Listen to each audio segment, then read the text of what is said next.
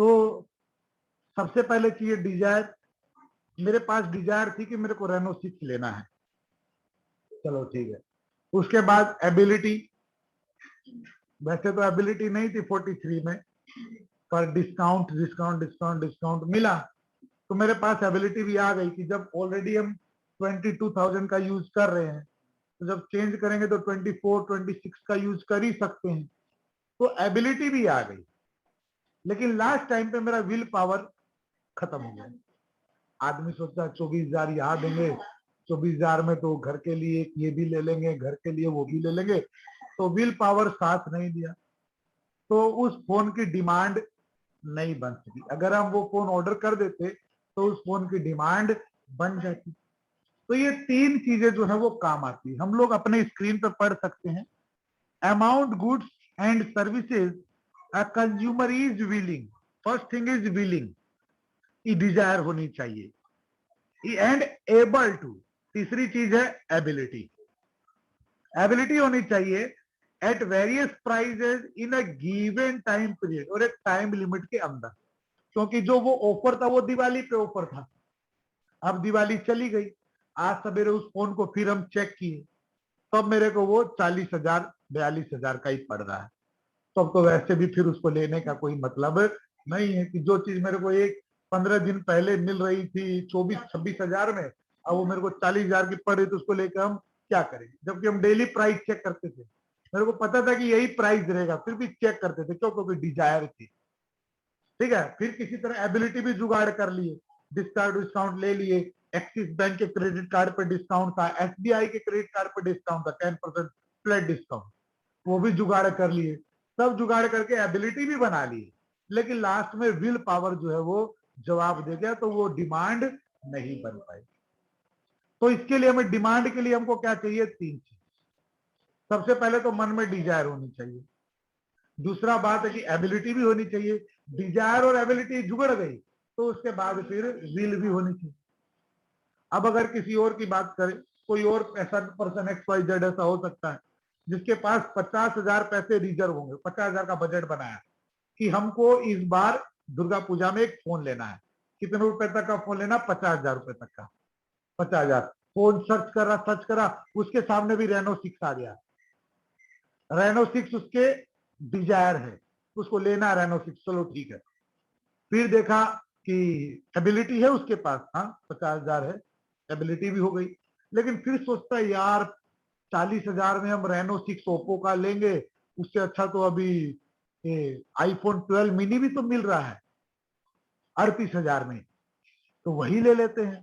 तो रेनो 6 की डिमांड के लिए 2 चीजें कंप्लीट हुई, लेकिन जो तीसरी चीज थी विल पावर, वो नहीं आ पाई, तो वो डिमांड नहीं बन पाई। तो डिमांड तब बनेगी जब ये तीन चीजें मिल जाएंगी। सबसे पहले आपकी डिजायर होनी चाहिए, इच्छा, उसके बाद फिर आपकी एबिलिटी होनी चाहिए खरीदने की, फिर उसके बाद आपकी विल पावर भी होनी चाहिए कि हम उसको, मेरे को खरीदना ही खरीदना है, तब जाकर उसकी डिमांड क्रिएट होगी। सबसे ज्यादा इजी चीज है डिजायर आना। डिजायर हम लोग के मन में रोज सवेरे शाम आती है ना, ये भी खरीद ले, वो भी खरीद ले, आईफोन भी हो जाए, लैपटॉप भी हो जाए, सब हो जाए, मेरे पास बैंक बैलेंस बंगड़ा गाड़ी सब तुम्हारे पास आई, है ना? तो सब हो सकता है, लेकिन हम लोग मार कहाँ पे खाए जाते हैं? दूसरे स्टेप में आते हैं। दूसरे स्टेप में क्या आ जाती है? एबिलिटी। मान लो किसी चीज के हम लोग एबिलिटी भी क्रॉस कर गए, जैसे हम कर गए थे एबिलिटी क्रॉस, लेकिन फिर तीसरी चीज में मार खा गए बिल में। अरे यार इतने का ये लेंगे, इससे अच्छा तो घर के लिए ये ले लेंगे, इससे अच्छा तो ये कर लेंगे, उससे अच्छा तो वो कर लेंगे, करके वो जो विल पावर थी वो खत्म। तो इस तरह से डिमांड के लिए अपने को 3 फैक्टर लगते हैं।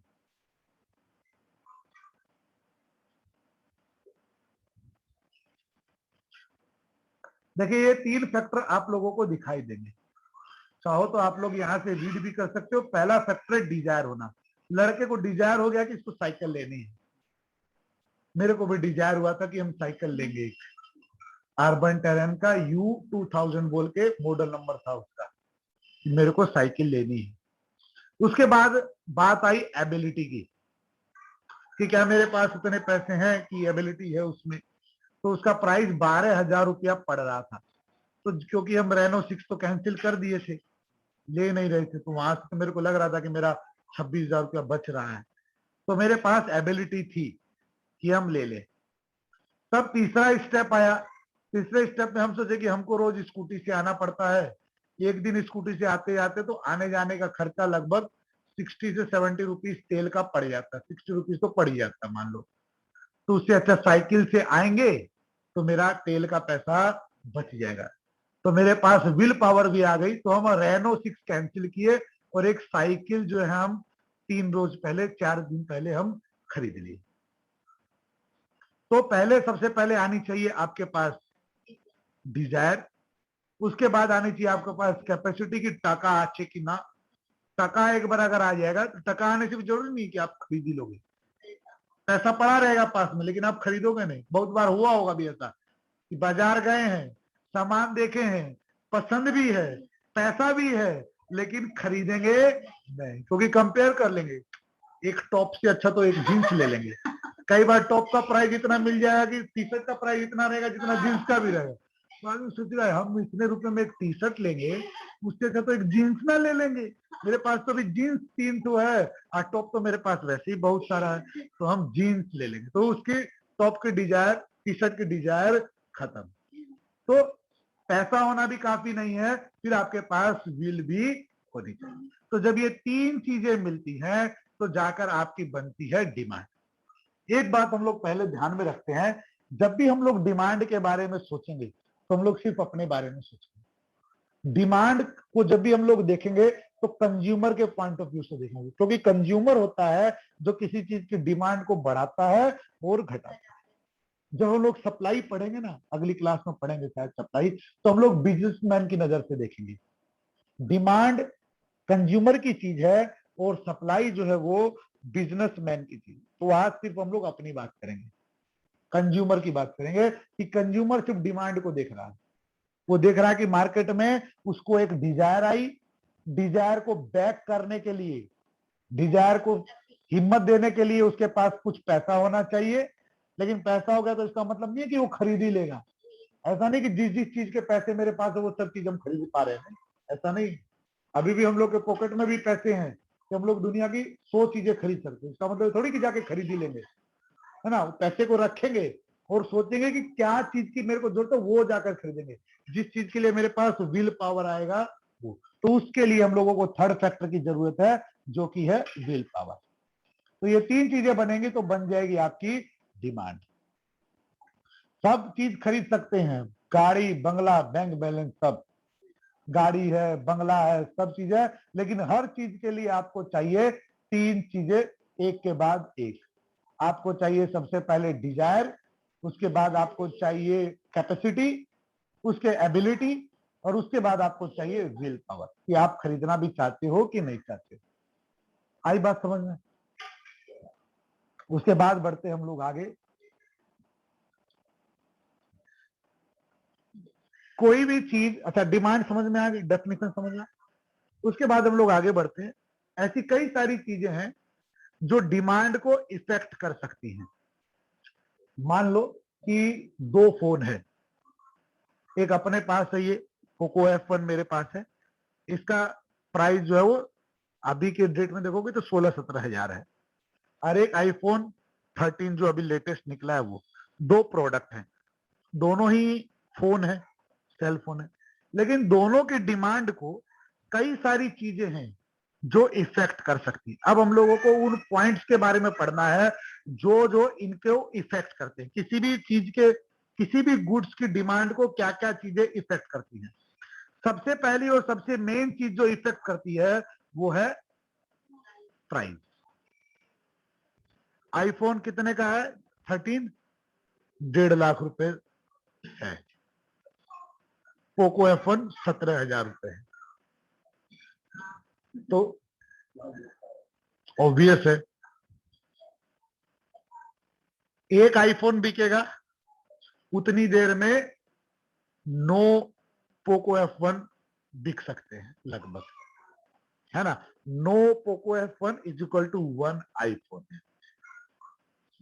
प्राइस जो है वो डिपेंड, प्राइस सबसे ज्यादा इफेक्ट करता है। इसके बारे में हम लोग बाद में डिटेल में पढ़ने वाले, स्पेशली प्राइस के बारे में। तुम लोग 11-12 पढ़ के तो तुम लोग को पता है कि प्राइस की अलग ही रोल रहता है, अलग ही उसका ओरा रहता है। तो प्राइस जो है वो हर चीज की डिमांड को पूरी तरह इफेक्ट करता है। जिस चीज का प्राइस जितना बढ़ेगा उसकी डिमांड उतनी कम होती जाएगी। लॉजिकल लग रहा है कि नहीं लग रहा है ना? कल कंपनी पोको F1 का प्राइस ही बढ़ा दे, अच्छा एप्पल 1 लाख 1.5 लाख में बेच रहा है, हम भी अपना पोको जो है वो 1 लाख में बेचेंगे, बिक जाएगा क्या? नहीं। आज अगर दिन में 5 पीस बिक रहे होंगे, 1 लाख का करने के बाद वो 1 पीस भी नहीं बिकेगा, क्योंकि जो सोचेगा हम 1 लाख का पोको लेंगे, उससे अच्छा हम 1.5 लाख का एप्पल नहीं ले लेंगे, है ना? तो बिल्कुल सही सी बात है, जितना प्राइस बढ़ेगा उतनी डिमांड घटेगी। बात ठीक है? आप किसी भी सामान को लेकर देख लो, सबके सामान, सब सामान के साथ यही हाल है। तुम लोग जो चीज यूज करते हो उसी चीज को लेकर देखो।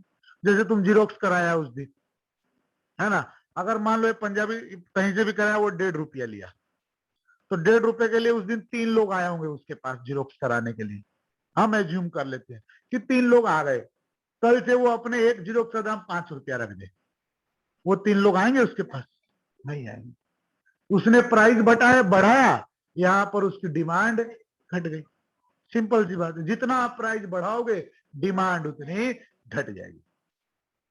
अच्छा, कुछ सामान ऐसे भी होते हैं जो इनकम ऑफ कंज्यूमर्स पर डिपेंड करते हैं, कंज्यूमर कितना कमा रहे हैं। जैसे कि हम लोग यहाँ बैठे हुए, एक रूम में 4 लोग बैठे हुए, 4 लोगों के घर की इनकम अगर देखें तो हम लोग मोर और लेस सेम हो गए, है ना? मोर और लेस हो सकता है किसी की 5,000 ज्यादा हो, किसी की 5,000 कम। तो हम लोगों की इनकम के ऊपर भी बहुत कुछ डिपेंड करता है कि हम लोग क्या कंज्यूम कर रहे हैं, है ना? जैसे कि हम लोग लग्जरियस आइटम नहीं कंज्यूम करते होंगे। अब इन 4 लोगों, कोई भी सामान पकड़ लो, हर सामान उस चीज पर डिपेंड करती है कि मेरी इनकम कितनी है। अच्छा, हम लोग जो है यहाँ बैठे हुए जितने लोग हैं, क्या ये लोग, हम लोगों में से 4 लोग महीने में कितने दिन रेस्टोरेंट कंज्यूम करते हैं, रेस्टोरेंट के सर्विसेज कंज्यूम करते हैं? कितने दिन बाहर खाना खाती है? एक भी दिन नहीं। 2 बार 3 बार खाती है। कहाँ का? संगम बिरयानी खाती है। संगम बिरयानी खाती। कितने दिन बाहर खाना खाता है? 1 या 2 या 4 संडे मान लो, हम पकड़ रहे 4 संडे। लेकिन हम लोग बात करें किसी ऐसे आदमी की जिसकी डेली की इनकम जो है वो 50,000 से 60,000 डेली, मंथली नहीं डेली, वो घर पे खाना नहीं खाएगा, है? वो घर पे खाना क्या करेगा खाके? वो बाहर खाना खाना पसंद करेगा। हम लोगों के भी, अभी तो नहीं, तुम लोगों के फ्रेंड है, मेरे ऐसे फ्रेंड है जिनका ये मानना है, जिनका ये बिल्कुल धारणा है कि सैटरडे संडे तो घर के लिए बना ही नहीं, सैटरडे संडे मीन्स बाहर। जो मेरे जितने सीएस लोग फ्रेंड है, वो लोग क्या करते हैं, मंडे टू फ्राइडे, सैटरडे आधा दिन ऑफिस में ही पड़े रहते हैं। घर वालों को कभी कभार उनका मुंह दिखता है, शाम को तो दिखता है, नहीं तो लोग घर पे ही पड़े गए, सॉरी बोले, ऑफिस में ही रहते हैं। ऑफिस वाले उनको ज्यादा देखते हैं, घर वालों को तो उनका फेस भी कभी कभी दिखाएंगे, अरे तुम कौन है, ऐसे बोल रहे।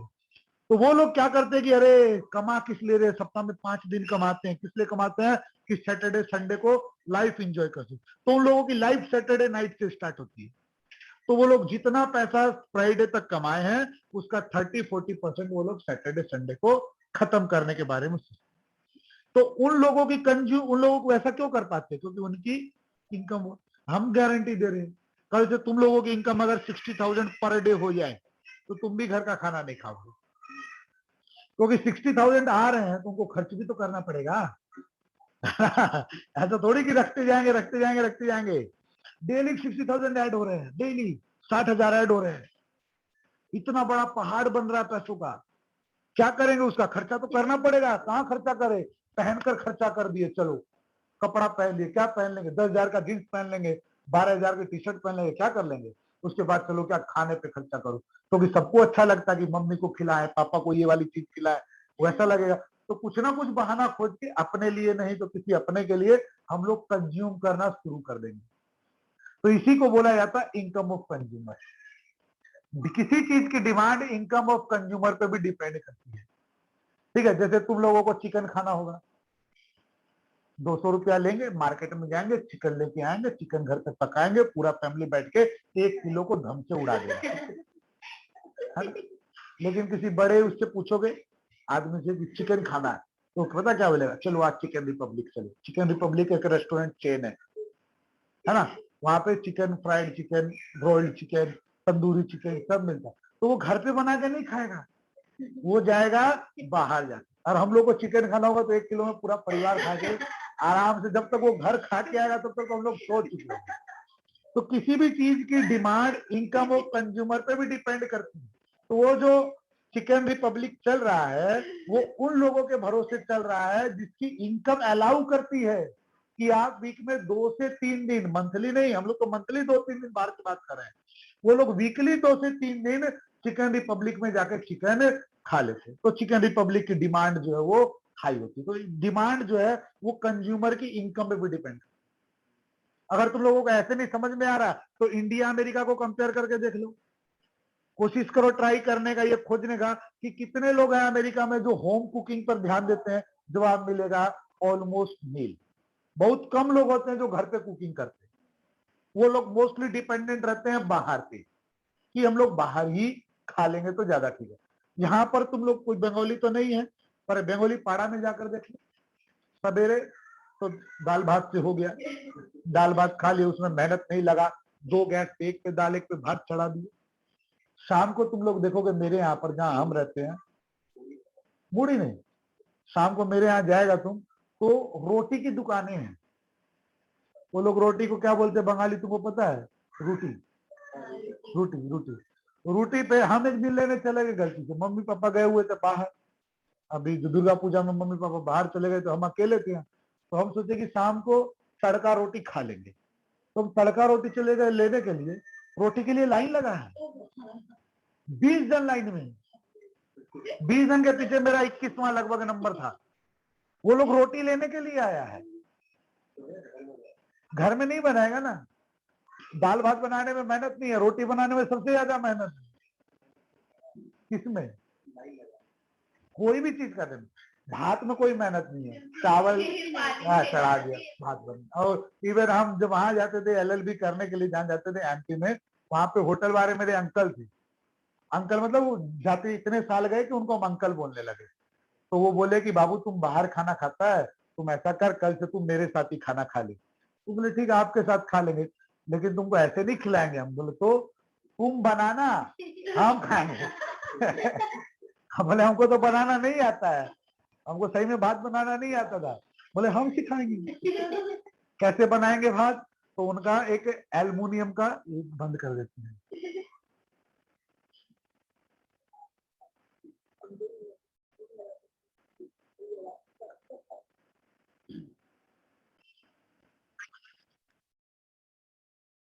उसके बाद आते हैं हम लोग अपने तीसरे फैक्टर पे। तीसरा फैक्टर है अपना प्राइस ऑफ कॉम्प्लीमेंट। कॉम्प्लीमेंट मतलब कि जो मेरे को साथ में मिल रहा है वो उसके लिए मेरे को कितना कम पे करना पड़ रहा है ना। जैसे कि रोटी खरीदोगे तो साथ में सब्जी खरीदनी पड़ेगी, और दाल भात साथ में मिल रहा हो तो दाल का कितना प्राइस लगेगा? 0, क्योंकि भात के साथ दाल फ्री। सिंगाड़ा खरीदो चटनी फ्री। सब्जी कचौड़ी खाते हैं हम लोग, कचौड़ी खरीदते हैं सब्जी फ्री, है ना। तो कॉम्प्लीमेंटली अगर कुछ अलग से फ्री में मिल रहा है तो उस चीज की डिमांड अपने आप ही हाई हो जाती है। अगर कल से कोई तुमको बोल दे डोसा लोगे तो चटनी का पैसा लगेगा, लेकिन कचौड़ी खाओगे तो सब्जी फ्री है, कचौड़ी सब्जी खा के हम लोग निकल लेंगे वहां से, है ना। जो कॉम्प्लीमेंट्री मिलता है उसके लिए भी कई बार लोग फ्री, जब कुछ मिलता है उसके साथ, तो जिस चीज के साथ वो फ्री मिल रहा है ना उसको भी प्राइस, उसकी भी डिमांड हाई हो जाती है। पता नहीं तुम लोग खरीदे हो कि नहीं खरीदे हो। फ्लिपकार्ट आजकल एक स्कीम चला रहा है, देखो फ्लिपकार्ट पे। नहीं देखना, नहीं मंगाते कुछ, देखो हम दिखा रहे हैं, ये अपना फ्लिपकार्ट है। फ्लिपकार्ट पे ग्रोसरी अगर खरीदोगे ना, ग्रोसरी आइटम में अगर जाएंगे हम लोग, ग्रोसरी आइटम में जाएंगे, ये देखो ग्रोसरी के ही हम लिस्ट बना के रखे, ये सामान मेरे को ऑर्डर करना है। मेरे को हनी ऑर्डर करना है, कितने का है? 387। मेरे को 1 किलो का वो जो है वो क्या, मैं टमाटो केचप ऑर्डर करना है, कितने का है? टमाटो केचप 378 रुपए का है, 1 केजी 78 रुपए का। यही तो सेकंड आइटम जो है। फिर मेरे को 5 किलो बासमती राइस ऑर्डर करना है, मेरी लिस्ट में है 316 रुपए का। लेकिन नेक्स्ट आइटम पे जाओ, ये ग्रीन टी है, कितने रुपए की है? 1 रुपए की। ये कुकीज है, हाँ कुकीज जो है उसका दाम है 65 रुपया, लेकिन वो मेरे से लेगा 19 रुपया। 1 किलो चावल 1 रुपया, 1 किलो आटा 1 रुपया। ये कॉम्प्लीमेंट्री देता है, हम तो ऑर्डर किए हैं तो नहीं देता। ये मेरा लास्ट ऑर्डर देखोगे, ये जो लास्ट, ये मेरा लास्ट ऑर्डर है जो मेरे घर डिलीवर हुआ है, देखना। क्या चीज? हेडफोन में प्राइस बताया था 1 रुपए। नहीं, वो 1 रुपया हेडफोन का प्राइस नहीं है, 1 रुपए के साथ को कॉइन से पे करना पड़ेगा। हाँ तो वो कॉइन रहना चाहिए। तो जैसे मेरा लास्ट ऑर्डर है जो डिलीवर हुआ है, क्या क्या आइटम है इसमें हम लोग देख लेते हैं। ये अच्छा, ये तो अब का प्राइस बता रहा है इन लोगों का, उस टाइम का प्राइस नहीं है। उस टाइम का प्राइस भी अगर देखोगे तो जैसे जितने भी आइटम है, ये जैसे एक आधा किलो मसूर दाल है, इसका प्राइस पड़ा मेरे को 1 रुपया। 1 किलो गणेश आटा है, इसका प्राइस पड़ा मेरे को 1 रुपया। ये जूस जो है एप्पल जूस और गुआवा जूस है, इनका प्राइस पड़ा मेरे को 50% डिस्काउंट। और ये 1 किलो चीनी है, 1 किलो चीनी का प्राइस कितना बता रहा है? 1 रुपया। सल्फर फ्री चीनी है, बेस्ट क्वालिटी की चीनी है ये, इससे बेस्ट क्वालिटी तुमको मार्केट में नहीं मिलेगी। तो ये, लेकिन तुमको मिनिमम 600 रुपए का ऑर्डर देना पड़ेगा। तो इस चीनी की डिमांड हाई होगी कि नहीं होगी? लेकिन तुम अकेली 1 किलो चीनी मंगवाएगा तो लोग देंगे नहीं। मिनिमम आप 600 का ऑर्डर करो तो आपको ये मिलेगा। तो इसको बोलते हैं कॉम्प्लीमेंट्री। तो कॉम्प्लीमेंट्री का जो है वो ऐसे ही डिमांड हाई हो जाता है। हाँ वैसे ही एकदम, कोई चीज अगर आपको साथ में फ्री में मिलेगी तो उसकी प्राइस ऐसे ही हाई हो जाती है। दोनों, उसके बिना वो अधूरा रहेगा, जिसको हिंदी में उसके लिए शब्द पूरक। तुमको हम स्कूटी बेचेंगे 1 टायर वाला, बिकेगा नहीं। दूसरा टायर लगा के बेचेंगे तो दूसरे टायर की वैल्यू रख देंगे, तो उसकी वैल्यू जो होगी लोग खरीदेंगे उसको। क्यों? क्योंकि उसके बिना तो जो तुम पहली वाली चीज ले रहा है वो अधूरी है। तो इसको बोलते हैं कॉम्प्लीमेंट्री, जो आपको साथ में, जैसे ऑर्डर है 600 का, लेकिन तुम अगर सिर्फ 400 का ऑर्डर करेगा तो तुम्हारा ऑर्डर प्लेस होगा नहीं। तो तुमको कॉम्प्लीमेंट्री ऑर्डर करना ही पड़ेगा, तभी उसकी डिमांड हाई है। सेम ऐसे ही होता है सब्स्टिट्यूट। सब्स्टिट्यूट तो चाय कॉफी है ना, चाय का प्राइस हाई हो जाएगा, कॉफी की डिमांड बढ़ जाएगी। ये हम लोग 11 में सुन लिए, 12 में भी।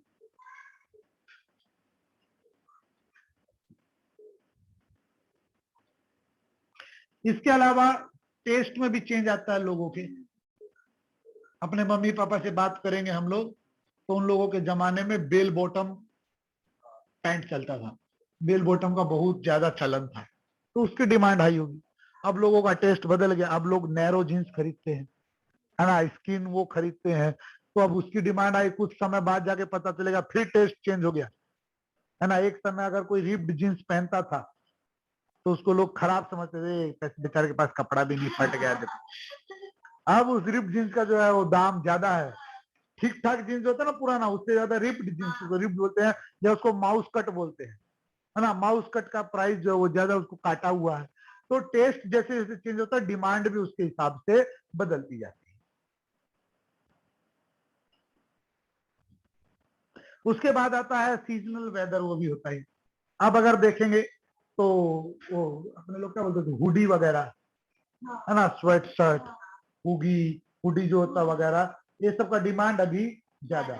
मई जून में जाके चेक करोगे तो ना दुकान वाले के पास मिलेगा, ना तुमको खोजने से कहीं मिलेगा, है ना। उस समय उसकी डिमांड हो जाती है जीरो। कौन खरीदेगा मई जून में? कौन हुडी पहन के घूमेगा?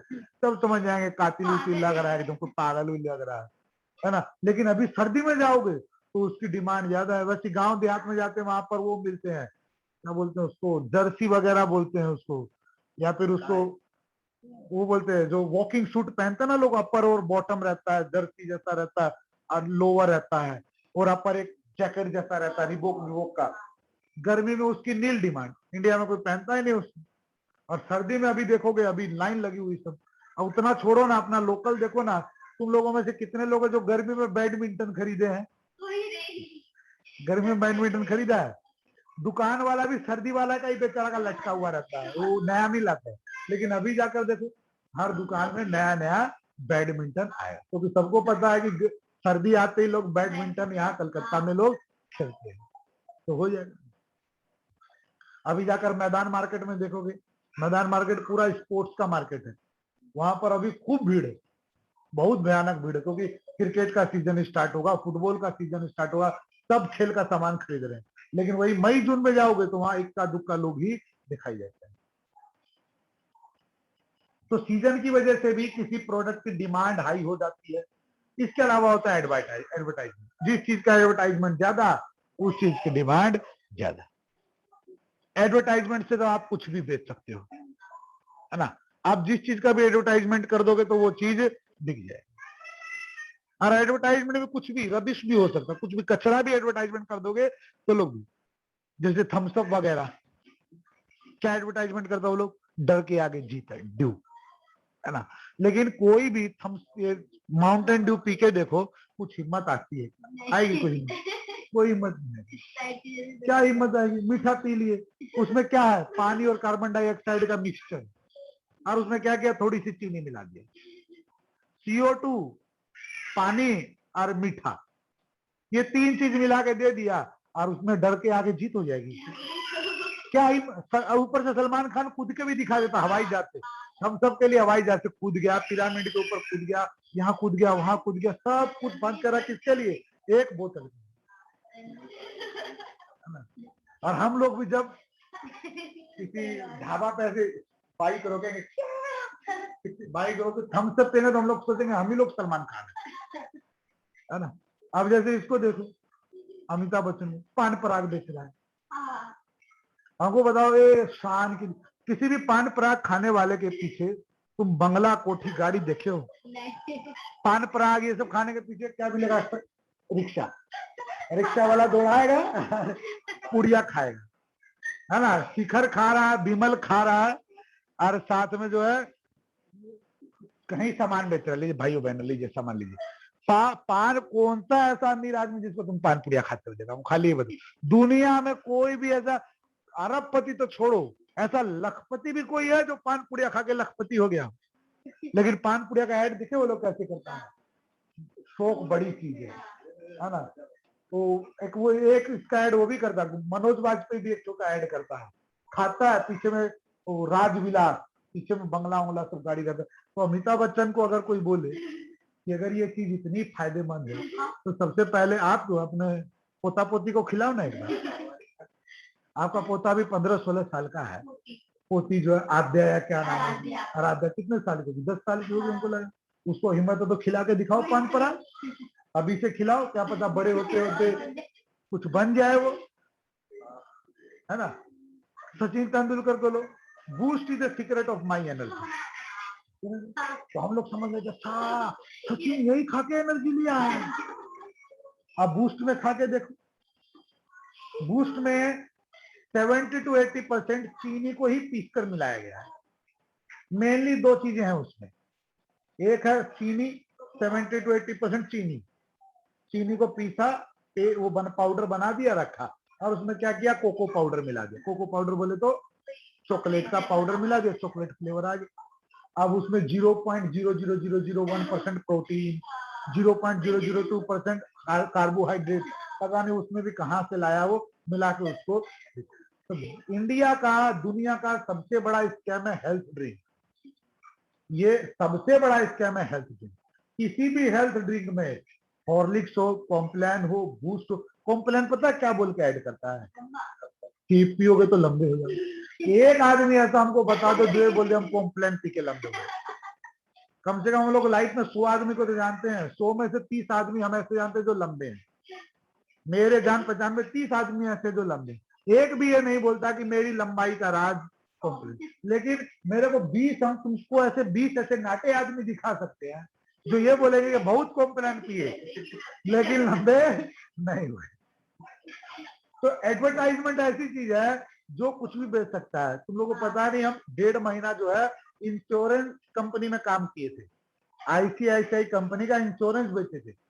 आज जो मेरा बॉस था, जो मेरे को ट्रेनिंग दे रहा था, वो बता रहा था कि जो आदमी जिंदगी में इंश्योरेंस बेच सकता है वो जहर भी बेच सकता है किसी को। लाइफ इंश्योरेंस देखते ना, क्या लाइफ इंश्योरेंस वाला आके क्या बोलता है आपको घर पे, आपकी जिंदगी का कोई भरोसा नहीं है। आप कल भी जो है कुछ एक्सीडेंट हो गया, कुछ मर गए, तो आपकी वाइफ को क्या मिलेगा, है ना। मतलब ये अकेला ऐसा आदमी होता है जिंदगी में जो आपकी वाइफ के सामने बैठ के आपके ही मरने का बात करता है। सिर्फ बात नहीं करता, आपके मरने के फायदे भी बताता है कि अगर ये भाई साहब मर गए तो आपको इतना लाख रुपया मिलेगा, इस लाख रुपए से आप बच्चा पढ़ा दीजिएगा, ये पढ़ा दीजिएगा, वो पढ़ा दीजिएगा। तो एडवर्टाइजमेंट ऐसी चीज है ना। तो मेरा बॉस हमको बोला कि अगर एडवर्टाइजमेंट तुमको वो देता क्या, जैसे हम टीवी खरीदने गए, उसको 10,000 रुपया दिए तो मेरे को टीवी दिया, हम घर लेकर आ गए। लैपटॉप खरीदने गए, उसको 20,000 रुपया दिए, वो मेरे को लैपटॉप दिया। जब वो लोग इंश्योरेंस खरीदने आते तो हम घर लेकर क्या आते हैं, खाली कागज। उस कागज पे क्या लिखा हुआ, जब आप मर जाओगे ना तो आपको पैसा चाहिए। अगर लाइफ इंश्योरेंस एकदम बंद है, कोई नहीं खरीद रहा क्या, सब खरीद रहे। अपने भी घर में जितने लोग हैं बड़े वाले लोग सब खरीद के रखे, सबके घर में 2, 3, 4 सब खरीद के रखे, इसी उम्मीद में कि किसी दिन हम मरेंगे तो फिर ये पैसा काम आएगा। तो एडवर्टाइजमेंट ऐसी चीज है ना कि एडवर्टाइजमेंट जहर भी बेच देता है। देख ही लो हिट, मच्छर मारने वाला हिट, वो क्या, वो जहर है ना। लेकिन उसके ऊपर पढ़ोगे तो लिखा हुआ है कि आप अगर इसको कंज्यूम करोगे तो आपके लिए खतरा है। लेकिन हिट पे लोग क्या करते, ये कभी नहीं बोलते कि ये जहर है। कभी एडवर्टाइजमेंट ने बोला है कि ये जहर है, नहीं। एडवर्टाइजमेंट क्या बोलता है, खुशबू, बहुत अच्छी खुशबू है, जहां मारोगे वहीं खुशबू आएगी। तो एडवर्टाइजमेंट भी ऐसी चीज है जो किसी चीज की डिमांड को बढ़ा सकती है और घटा सकती है। तो इस तरह ये सारे फैक्टर हैं, price, income of consumer, price of substitutes, price of complement, change in taste, season, weather और एडवर्टाइजमेंट। इनसे जो है वो किसी भी चीज की डिमांड हाई हो सकती है या लो हो सकती है। उसके बाद आते हैं हम law of demand.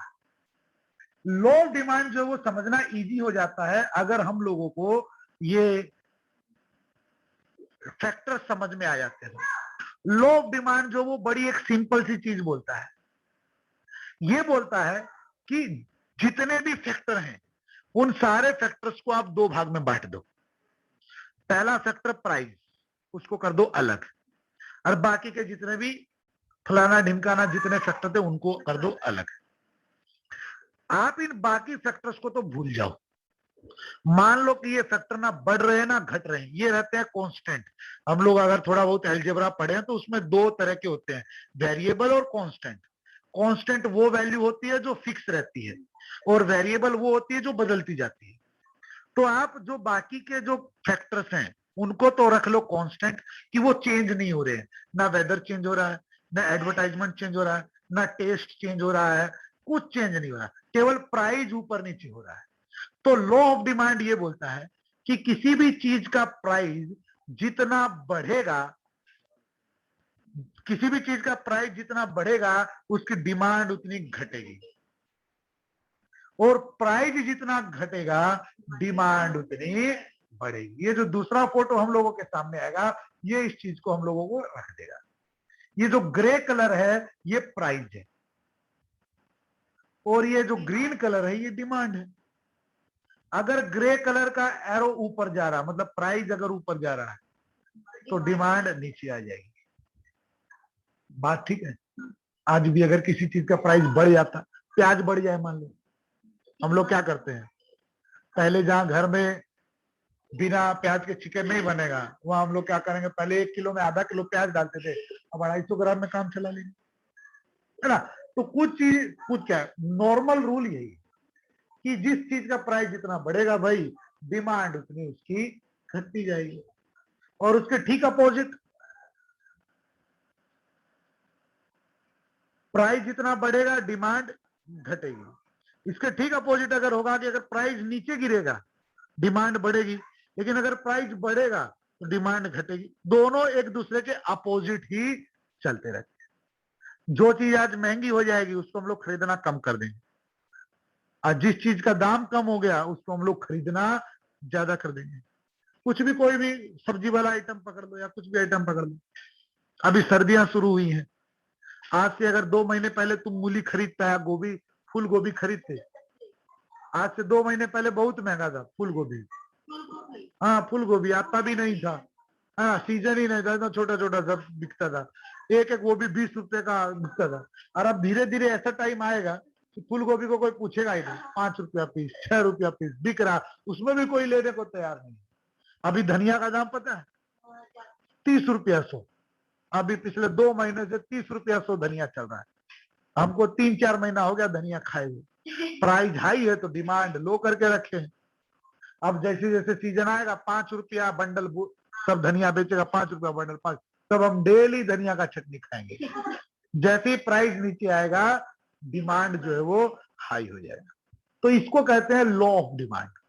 Law of demand कहता है प्राइस जितना घटेगा डिमांड उतनी बढ़ेगी, प्राइस जितना बढ़ेगा डिमांड उतनी घटेगी। एक दूसरे के बिल्कुल अपोजिट ये लोग चलते हैं।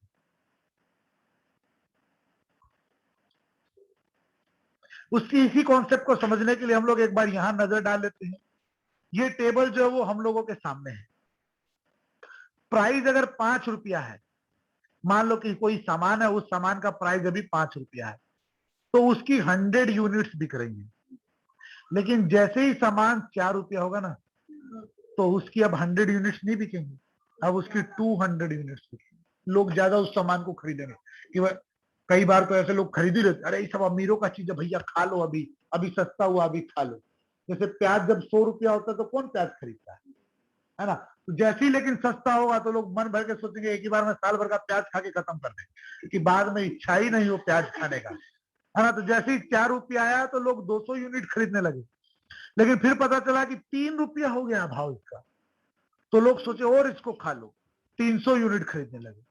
फिर 2 रुपया तो 400 यूनिट खरीदने लगे। फिर 1 रुपया में आने लगा तो 600 यूनिट खरीदने लगे। और मान लो इसका प्राइस अगर 0 हो जाए, फ्री में बिकने लगे, तो और ज्यादा लोग खाने वाले आ जाए। तो प्राइस और जो डिमांड है वो ठीक एक दूसरे के अपोजिट चलता है। ये हम लोग अपने आसपास एक्सपीरियंस भी कर सकते हैं कि ऐसा ही, ठीक ऐसा ही होता है हम लोगों के आसपास। कोई भी सामान खरीदने जाए हम लोग मार्केट में, ऐसा ही होता है। अभी देख लो ना, ये जो सेल चला फ्लिपकार्ट पे, अमेजन पे सेल चला, जिस जिस चीज का प्राइस जितना कम हुआ, उसकी चीज की डिमांड उतनी बढ़ गई। जो जो फोन सस्ता था वो उतना फोन निकल गया सब। इसीलिए निकल गया क्योंकि प्राइस कम था तो डिमांड हाई हो गई।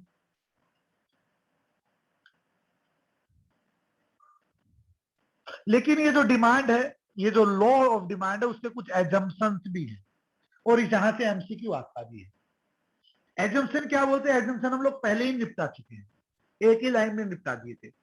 एजम्पशन ये है कि प्राइस को छोड़कर जितने भी फैक्टर हैं जो डिमांड को इफेक्ट करते हैं, वो सारे कांस्टेंट रहने चाहिए, प्राइस ही सिर्फ ऊपर नीचे होना चाहिए। तो यही एजम्पशन है कि कोई भी चेंज कंज्यूमर की इनकम में नहीं आएगा, कोई भी चेंज जो है किसी भी चीज में नहीं आना चाहिए। ना वेदर बदलना चाहिए, ना प्राइस बदल, सॉरी, ना वेदर बदलना चाहिए, ना कंज्यूमर की इनकम बदलनी चाहिए, ना टेस्ट बदलना चाहिए, ना कुछ बदलना चाहिए। इसमें से कुछ भी नहीं बदलेगा तो प्राइस का इफेक्ट हम लोगों को समझ में आएगा कि प्राइस कम हुआ तो डिमांड हाई हुई, प्राइस ज्यादा हुआ तो डिमांड लो हुई।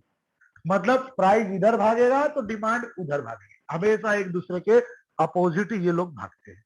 बात आई समझ में।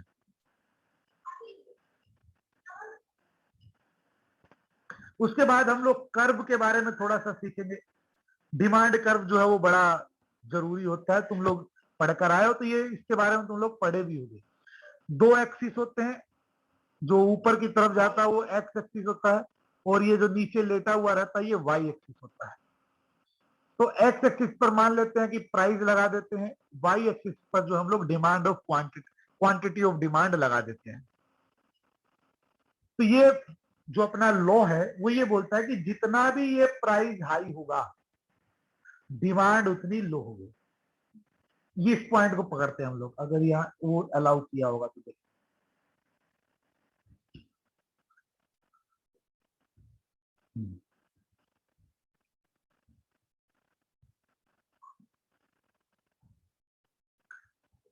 इस पॉइंट को हम लोग पकड़ते हैं, ये वाला पॉइंट जो है, इस पॉइंट पे उसका प्राइस 5 रुपए है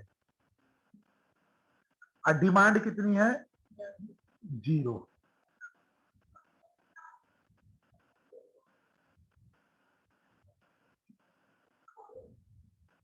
ये जो है वो प्राइस का है और ये वाला एक्सिस जो है वो डिमांड का है, नीचे वाला जो वाई है ये दोनों बिल्कुल एक दूसरे के अपोजिट चलते हुए नजर आएंगे।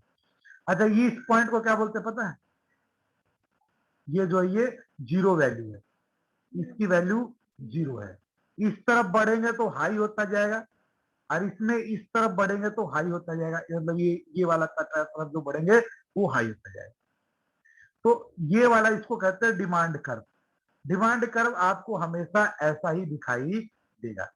ये डिमांड कर्व आपको सजेस्ट करेगा कि जितनी ज्यादा आपकी प्राइस होगी उतना कम आपको जो है वो डिमांड दिखाई देगी। इसको अगर इस पॉइंट की बात करें, तो पहले इस पॉइंट की बात करते हैं। अच्छा, तुम लोगों को ग्राफ बनाते थे हम लोग 9-10 क्लास में, ड्राफ्ट बनाते, डायग्राम ग्राफ जो बनाते थे, उस ग्राफ में हम लोग एक्स और वाई की वैल्यू लिखते थे, है ना। उस एक्स और वाई की वैल्यू लिखने के समय पहले वाई की वैल्यू अगर हम लोग लिखकर देखें, अगर यहाँ पर वाई की वैल्यू लिखेंगे तो वाई की वैल्यू कितनी है, यहाँ पर अगर देखेंगे तो डिमांड हाई है, यहाँ पे है 50।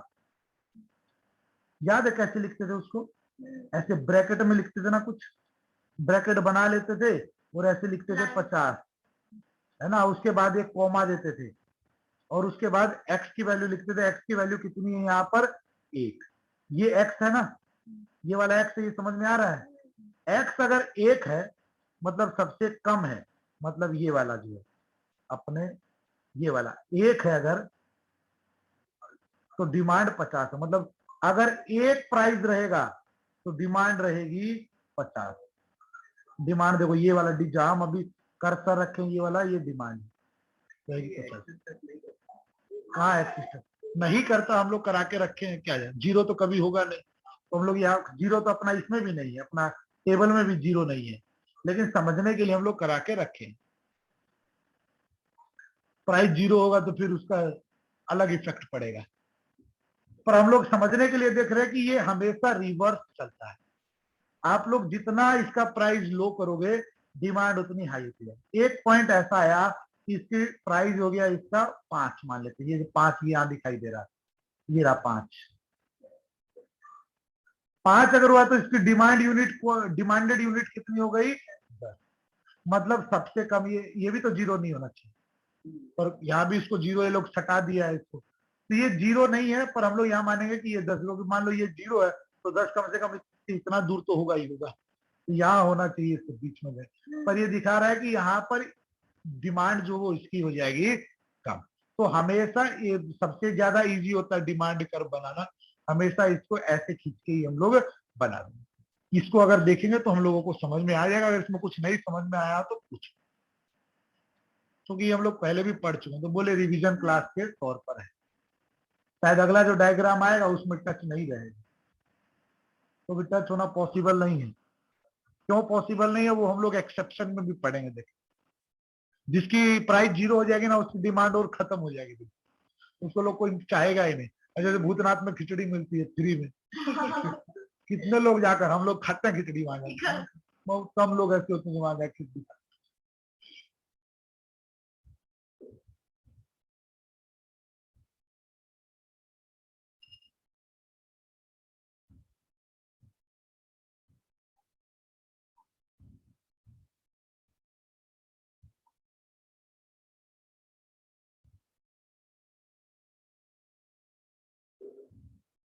अच्छा, तो अभी हम लोगों को जो चीज हम लोग पढ़ चुके हैं उसी को हम लोग वापस से एक बार देखते हैं। Relationship between price and demand, इसका भी एक नाम है। अगर तुम लोगों को याद हो तो नाम बता दो मेरे को। प्राइस और डिमांड के बीच में जो रिलेशनशिप है, उस रिलेशनशिप का भी एक नाम है, इनडायरेक्ट रिलेशनशिप। उसको और भी नाम बोलते हैं, 2-3 नाम है उसके। Negative relationship, indirect relation. Indirect क्यों है? एक ऊपर जाता है, एक नीचे जाता है। दूसरा नाम है नेगेटिव रिलेशन, नेगेटिव रिलेशन। तीसरा एक और नाम है, तीसरे नाम है इनवर्स रिलेशन। तो आपके एमसीक्यू में तीनों में से कोई भी नाम आ सकता है। यही आ जाएगा कि what is the relation between price and demand, inverse, ये वो कैसे करता है। तुम लोग तीनों में से जो ऑप्शन रहेगा, तीनों ऑप्शन कभी नहीं रहेंगे साथ में, तीनों में से एक रहेगा। मोटिव सिर्फ मेरा ये है कि आप ये तीनों नाम याद रखो। सब इंपॉर्टेंट, हम लोग जो आज पढ़े वो सब इंपॉर्टेंट, बीकॉम में भी इंपॉर्टेंट है और सीएस में भी इंपॉर्टेंट। जबकि हम लोग पढ़ रहे हैं सीएस मॉड्यूल के हिसाब से। पूरा जो हम ये पूरा पीपीटी बना है, ये पूरा सीएस के हिसाब से बना है। तो जो तीनों नाम इसके हम लोगों को याद रखने पड़ेंगे, एक भी नाम भूलेंगे नहीं हम लोग। Indirect relation, negative relation, inverse relation, तीनों की मीनिंग सेम। तीनों एक ही चीज के तीन नाम है कि एक प्राइस अगर ऊपर जाएगा तो डिमांड नीचे आएगी, प्राइस नीचे आएगा तो डिमांड ऊपर जाएगी। इसमें इस जो डायग्राम हम लोग देख रहे हैं इसमें और अच्छे से बनाकर समझा दिया कि जब आपका प्राइस ये होगा, हाई होगा, तो आपकी डिमांड 2 हो जाएगी लो। लेकिन जब आपका प्राइस इस पॉइंट पर आएगा तो आपकी डिमांड बढ़ जाएगी 5 तक। लेकिन जब आपका प्राइस और लो आएगा यहां पर तो आपकी डिमांड चली जाएगी 8 पर। लेकिन जब आपका 0 हो जाएगा प्राइस, जो कि संभव नहीं है, पर अगर 0 हो जाएगा तो उसकी डिमांड चली जाएगी 10। तो ये चलता है, इसको बोलते हैं relation between price and demand, जिसको inverse relation, negative relation, indirect relation कहा जाता है। उसके बाद हम लोग सबसे इंपॉर्टेंट टॉपिक पढ़ेंगे, exception to the law of demand. Law of demand क्या बोलता है? लॉ ऑफ डिमांड ये बोलता है कि प्राइस हाई होगा, डिमांड कम होगा, प्राइस लो होगा, डिमांड हाई। एक्सेप्शन का मतलब हुआ जो चीजें इसके अपोजिट चलेंगी। मतलब ऐसी चीजें हैं कि प्राइस हाई होगा तो डिमांड हाई होगा, प्राइस लो होगा तो डिमांड भी लो। मतलब अपना लॉ, कानून तोड़कर जो चीज चले उसको बोलते हैं एक्सेप्शन। कोई भी चीज अगर कानून तोड़ती है तो उसको बोलते हैं हमेशा एक्सेप्शन। हिंदी में इसको कहते हैं अपवाद। कि कौन कौन सी चीजें हैं जो अलग चलती हैं। तो कुछ चीजों के नाम हम लोग देख लेते हैं कि एक्सेप्शन क्या है लॉ के भाई। सबसे पहले है गिफ्ट एंड गुड्स, उसके बाद है जो है वो स्नोब अपील, उसके बाद एक है स्पेकुलेशन, और उसके बाद एक है वो साइकोलॉजिकली बायस होना। ये चारों चीजें होती हैं जो कि बिल्कुल अपोजिट है लॉ ऑफ डिमांड के। एक एक करके इन सबको हम लोग पढ़ेंगे। आज की क्लास में यही आखिरी टॉपिक है कि हम लोग exception to the law of demand पढ़ेंगे। कौन कौन सी ऐसी चीजें जो लॉ ऑफ डिमांड को फॉलो ही नहीं करती। लॉ ऑफ डिमांड बोलता है प्राइस बढ़े तो डिमांड घटे, प्राइस घटे तो डिमांड बढ़े। पर ये ऐसे कमजोर, नाकारा, निकम्मे लोग हैं जो लॉ को फॉलो ही नहीं करते हैं। जिसमें से सबसे पहले है gift and goods. Gift and goods के लिए एक आदमी को हम लोग याद करते हैं, sir Robert Giffen. Sir Robert Giffen ने ये हम लोगों को रूल दिया था। ये सर जो है बहुत पहुंचे हुए सर है। ये सर बोलते हैं कि कुछ सामान ऐसे होते हैं आप जिनका प्राइस जितना घटाओगे उसकी डिमांड उतनी घट जाएगी। उदाहरण खासकर इसमें होती है बेसिक नेसेसिटी की चीजें। जितने भी बुक्स वगैरह आप उठाकर पढ़ोगे तो उसमें आपको एक ही एग्जांपल हमेशा मिलेगा, वो एग्जांपल मिलेगा ब्रेड का। एक ब्रेड कल तक 20 रुपए में बिक रहा था। आप आज सवेरे लेने गए तो दुकान वाला बोला आज से इसका दाम 5 रुपया है। सबसे पहला काम आप जो करोगे ना वो बोलोगे इसको तो मत ही दो मेरे को, क्योंकि आप ये सोचोगे 5 रुपए का है, इसका मतलब या तो खराब हो गया होगा है ना, ठीक नहीं होगा, ये जबरदस्ती निकाल रहा फालतू, है ना। तो इस तरह के गुड्स को बोलते हैं गिफन गुड्स। गिफन गुड्स मतलब होता है इंफीरियर क्वालिटी। अगर गुड्स जितना इंफीरियर होगा उसका प्राइस जितना ही लो होगा। मेरे साथ खुद हुआ है, जो तुम देखती ना, हम नीचे खड़े रहते हैं, आलू प्याज बेचता वो लड़का, उसके यहाँ से हम कभी प्याज नहीं लेते, जबकि वो हमको मार्केट में अगर 30 रुपया चला तो हमको 20 रुपया में देने के लिए तैयार है, लेकिन उसका प्याज हम कभी नहीं लेते। क्यों नहीं लेते? क्योंकि मेरे को पता है उसका सारा प्याज सड़ा हुआ है ना। तो जो चीज सड़ी हुई होगी वो इजीली कम दाम में मिल जाएगी, ये माइंडसेट लोगों का रहता है। तुम लोगों के साथ कितनी बार ऐसा हुआ हो, भैया ये वाला सामान दिखाओ, ये कितने का? 20 रुपए का। ये कितने का? 30 रुपए का। ये कितने का? 40 रुपए का। तो तुमको लगेगा 40 महंगा है, तो तुम सोचेगा अरे 20 रुपए वाला तो ठीक है, 20 रुपए वाले ले, लेकिन तुम 20 रुपए वाला भी नहीं लोगे। क्या सोच के नहीं लोगे? ये तो उस क्वालिटी का है ही नहीं जिस क्वालिटी का मेरे को चाहिए, है ना। तो हम ऐसा करते हैं, हाई नहीं जाते हैं तो बिल्कुल लो भी नहीं जाते, मीडियम वाला रखते हैं। इसको कहते हैं गिफन गुड्स।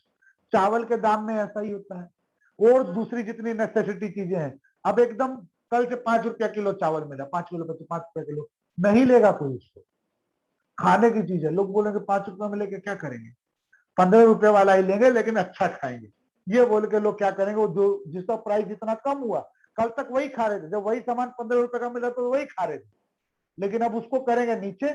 अगर बासमती 15 में आ गया तो खा लेंगे बासमती, ये अरबा चावल छोड़ो, ये तो खिचड़ी बनाने के काम आएगा, है ना। अगर पुलाव बनाना है तो बासमती का पुलाव है ना। तो इसको बोलते हैं गिफ्ट एंड गुड्स। बार बार हम वापस बोल रहे हैं, ये नॉर्मल लॉ नहीं है। नॉर्मल लॉ क्या बोलता है? नॉर्मल लॉ कानून जो वो ये है, डुअल रूल ये है, प्राइस बढ़ेगा डिमांड घटेगी, लेकिन ये उसका एक्सेप्शन है। कुछ गुड्स ऐसे हैं कि आप उनका जितना प्राइस घटाते जाओगे उसकी डिमांड उतनी घटती जाएगी। पार्ले बिस्कुट को देखो ना, 3 रुपए का, आज से 10 साल पहले भी 3 ही रुपए का था, अभी भी 3 ही रुपए का था। 5 रुपए वाला पैकेट आता है उसका एक, आज से 10 साल पहले भी 5 रुपए का था, आज भी 5 रुपए का आता है। और मेरे दादा जब खाते थे 1995 में तभी 5 रुपए का था। हाँ, लेकिन फर्क क्या है? पहले 5 रुपए में इतना बड़ा आता था, अब 5 रुपए में ये वाला आता है। वो लोग प्राइस नहीं घटाए, क्वांटिटी कम कर दिए, लेकिन प्राइस नहीं घटा, क्योंकि उन लोगों को पता है प्राइस घटा देंगे तो इंफीरियर गुड्स में काउंट हो जाएगा, तब लोग जो ले रहे हैं ना वो भी इसको लेना बंद कर। तो इसको बोलते हैं गिफन गुड्स। है समझ में? एक्सेप्शन है, हम बार बार बता रहे हैं, एक्सेप्शन का मतलब होता है जो जनरल रूल फॉलो नहीं कर रहा है वो एक्सेप्शन है। उसके बाद आते हैं हम लोग, अपना अगला पॉइंट जो है वो है आर्टिकल्स ऑफ स्नोब अपील। क्या होते हैं भाई ऐसे आर्टिकल, किनको कहा जाता है? ये टेस्ला है। नॉर्मल रूल क्या बोलता है? आप प्राइस घटाओगे तो डिमांड बढ़ेगा, लेकिन टेस्ला, आईफोन, इनके ऊपर ये रूल अप्लाई नहीं होता।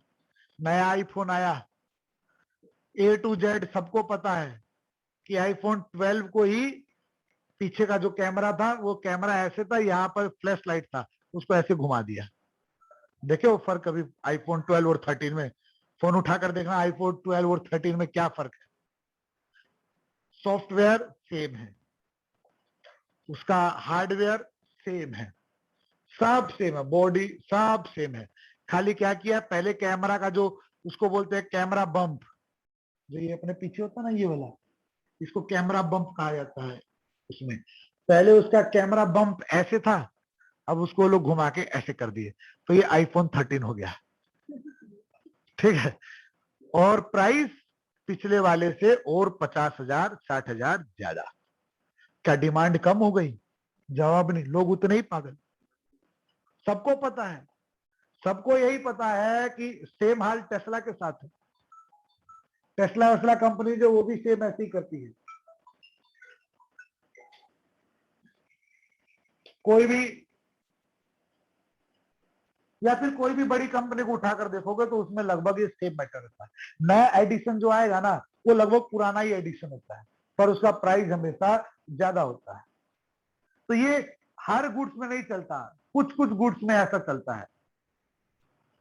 जैसे कि आईफोन हुआ, आईफोन खरीदने से पहले लोग ऐसे रहते हैं और जब प्राइस पता चलता तो ऐसे हो जाते हैं। बाकी लोग सेल्फी ऐसे लेते हैं, आईफोन वाले लोग सेल्फी ऐसे लेते हैं ताकि आईफोन भी दिखाई। तो ये सब ऐसे गुड्स हैं जिनको आप जितना प्राइस हाई करोगे इनकी डिमांड भी उतनी रहती है। इनको कहा जाता है प्रेस्टिजियस गुड्स। अब नाम मेरे दिमाग में आया, प्रेस्टिजियस गुड्स। ये गुड्स आप यूज करने के लिए नहीं लेते, आईफोन कोई फोन करने के लिए नहीं लेता, मेरा गारंटी है। अरे तुम आईफोन क्यों खरीदा? अरे हमको कॉल करना था इसलिए आईफोन। कोई आईफोन फोन खरीदने के लिए नहीं खरीदता है। एक मिनट रुकिए, आते हैं घर को।